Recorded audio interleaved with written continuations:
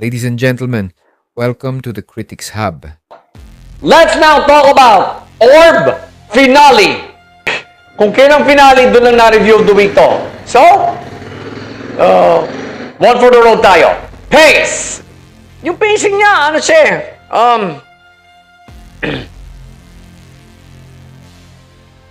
medyo naging tense nung during Albert's backstory sequence na pinatay ng kanyang teacher yung kanyang ama. But then, right there, it led to one deep dive after another, which is the hallmark of this anime. Do I have complaints? Wala. For an anime that has been rather violent episode in and episode out because of the persecution trope, this one's quite refreshing. Kasi the year was 1468. It's the Renaissance. It's way past the Dark Ages na. So talagang I expect na things won't be blood curdling anymore. Okay?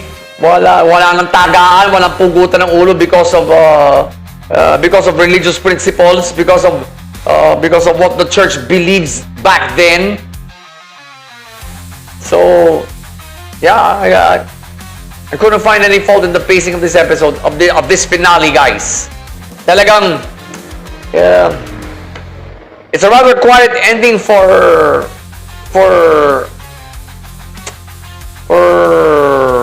25 episodes worth of deep dives. Okay.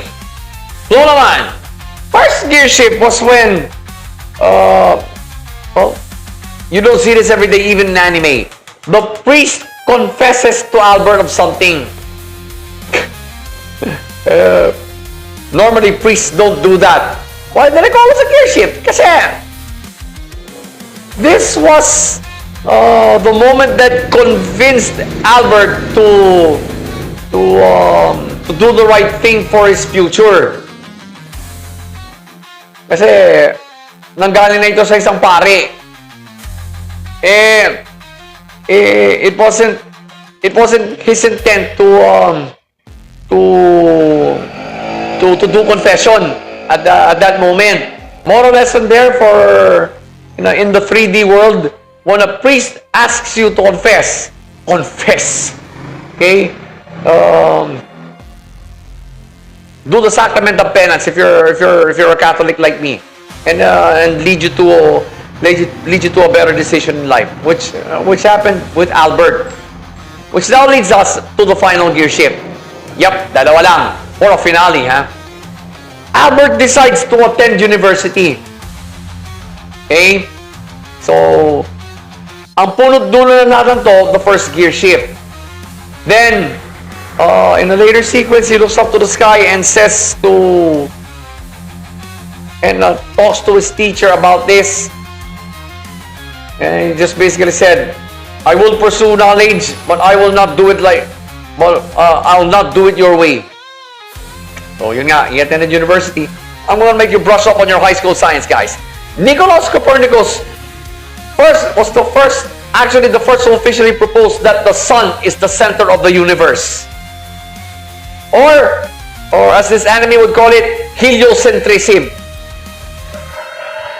So, now, through this gear shift, you can say that, okay. So, ganun pala ang pinagmulan ng ang pinaghugutan ni Copernicus. So, basically 100 years of persecution, it led to Copernicus making heliocentrism official. So, we now know through this gear shift that ito pala ang nag-inspire kay Copernicus na i-pursue ang heliocentrism. And, well, which is now what we know about the universe. We have the sun and our planet and 7 others revolving around it, which is proven true. over the hundreds of years. Over hundreds of years. Pero guys, would it be enough for you to totally appreciate this this oddly quiet finale? Nope. Bakit? Well, as I've been saying before, guys, watch an anime episode from start to finish. Eto nga, may educational value pala ito. You're gonna miss out. You totally miss out on the extra brain cells it will give you. This finale just proved the educational value of this anime overall. And to totally not watch this from start to finish is a mistake. Need I say more? Plot-wise,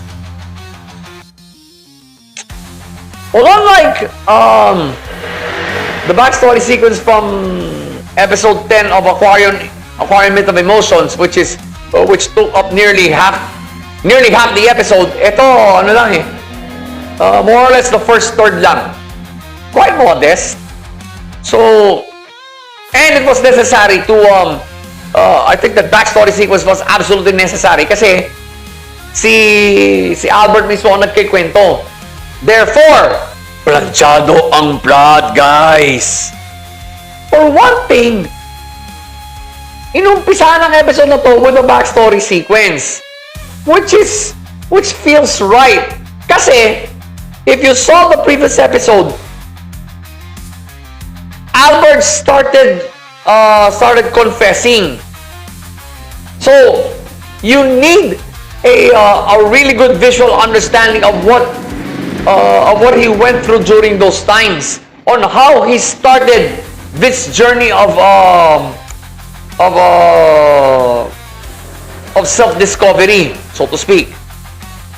So that backstory sequence was very vital to this episode, right? It is one of the rare times that a backstory sequence proved its value in a finale.